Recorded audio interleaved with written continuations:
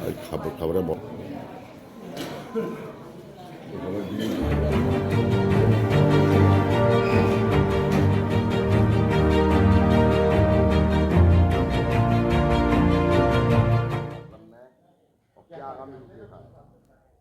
ये अपने यहाँ 11 अनाथ गरीब कन्याएं जिनके माता पिता भी नहीं होते, उन कन्याओं का विवाह प्रतिवर्ष यहाँ 14 फरवरी को किया जाता है। ये कार्यक्रम 30 वर्ष से अनवरत चल रहा है।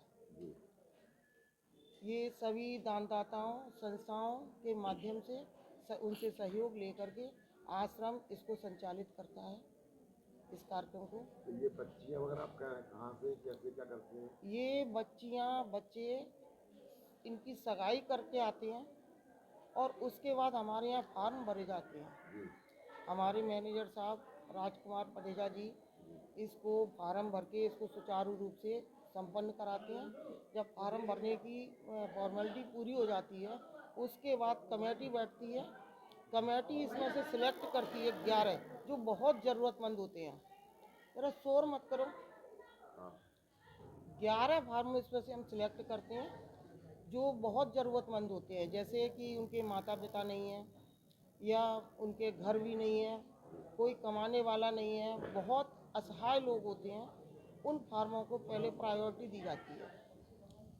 जब वो फार्म सिलेक्ट हो जाते हैं, उसके बाद हम आगे की रूपरेखा तैयार करते हैं और 14 फरवरी तक इसको पूरा संपन्न करा के उनका भंडारे के साथ भोजन, बारात भी आती है और एक एक जोड़े को 100 आदमी का भोजन देते हैं और पूरा फुल दहेज आश्रम, जैसे कन्याओं को दहेज में दिया जाता रोजमर्रा का, और प्लस रोजगार भी वो शुरू कर सकें, इस भावना को साथ में रख करके हम ये कार्यक्रम संपन्न करते हैं।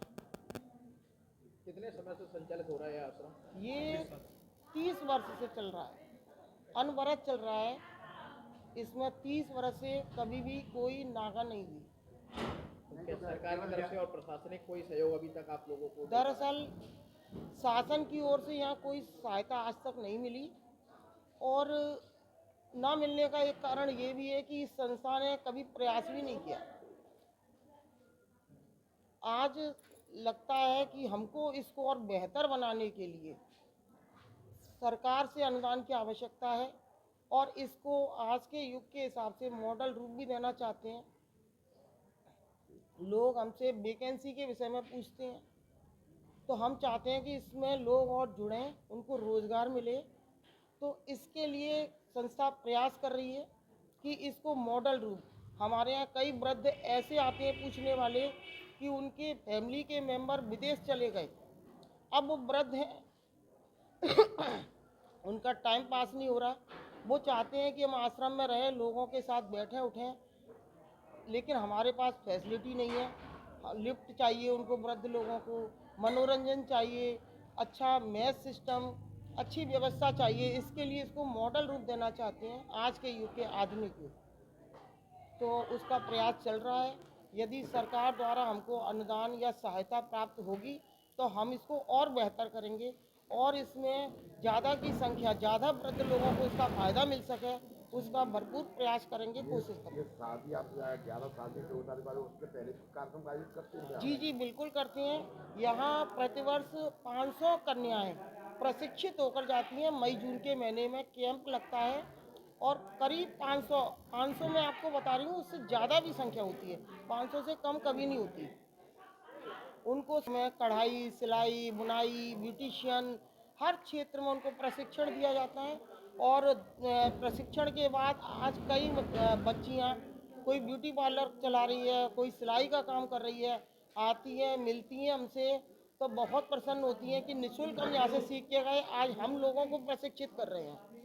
तो ये आश्रम काम करता है। दूसरे वृद्धों के मनोरंजन के लिए यहाँ धार्मिक आयोजन भी बहुत होते हैं।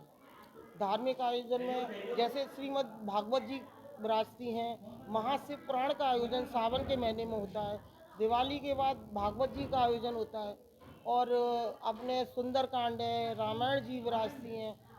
यहाँ कार्यक्रम प्रति महीने चलते ही रहते हैं, कुछ ना कुछ यहाँ बना ही रहता है।